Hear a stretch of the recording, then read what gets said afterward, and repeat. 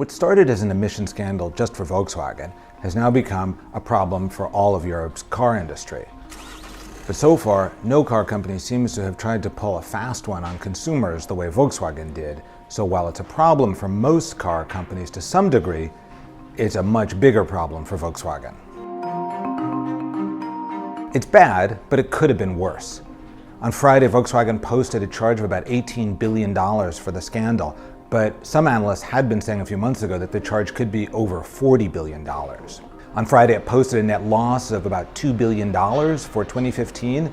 A year earlier, it posted a net profit of over $13 billion. And on Friday, it cut its ordinary dividend to about 12 cents a share, and a year earlier, that same dividend was over $5 a share.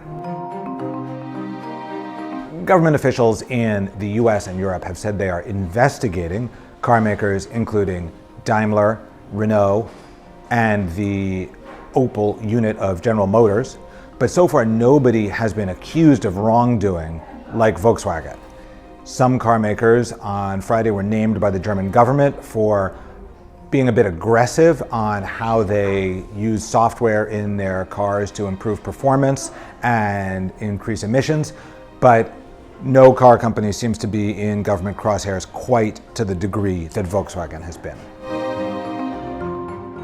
Car makers are responding first by denying that they've done anything like what Volkswagen did. Second, they're recalling some of their cars that government officials have told them to take a look at them. They're adjusting some of the software, but in general, they're arguing vehemently that they haven't done anything wrong.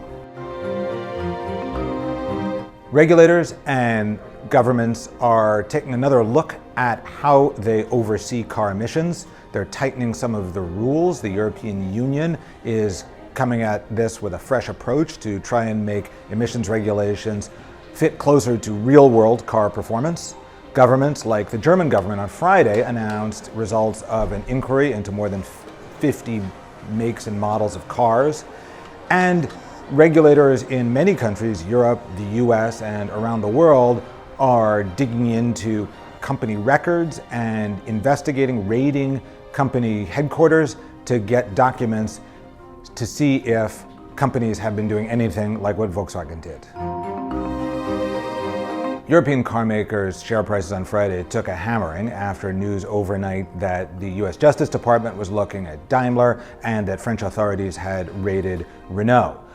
Volkswagen, which actually has been at the center of this storm, is doing a little bit better, partly because investors seem to be breathing a sigh of relief that the financial pain may not be as bad as some had expected early on.